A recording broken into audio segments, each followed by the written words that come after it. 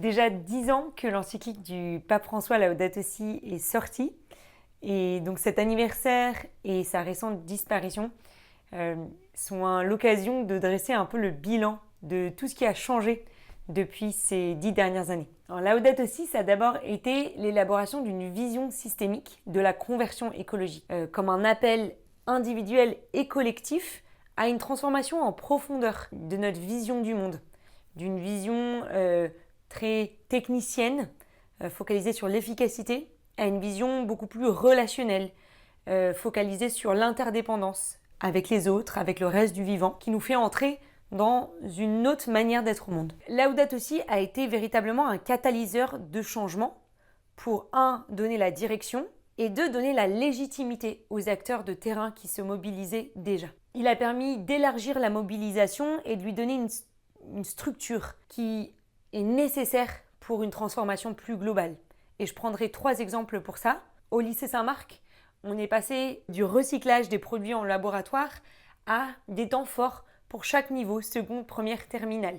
Au lycée Sainte-Geneviève, en 2015, suite à Laudato Si, a été créée la commission Laudato Si, dans laquelle sont réunis un certain nombre d'acteurs qui ont permis progressivement de changer beaucoup d'aspects de la vie de l'établissement. Un potager en permaculture, à la fin des voyages en avion, en passant par la gestion du parc sans phytosanitaire.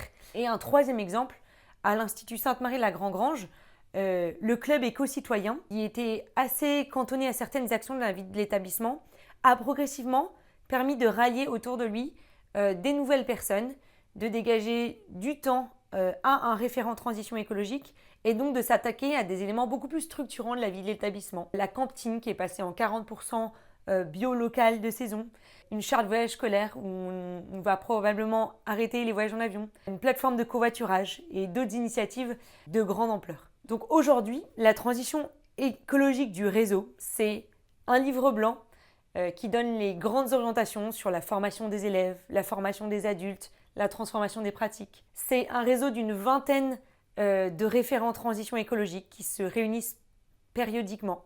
C'est une formation annuelle sur une thématique liée à l'écologie intégrale. Et encore une multitude de petites initiatives dont il me revient de faire en sorte qu'elles deviennent quelque chose de structuré et de pérenne. Donc merci François pour cet héritage, pour cette vision. Et maintenant, on a encore beaucoup de pain sur la planche pour la mise en action.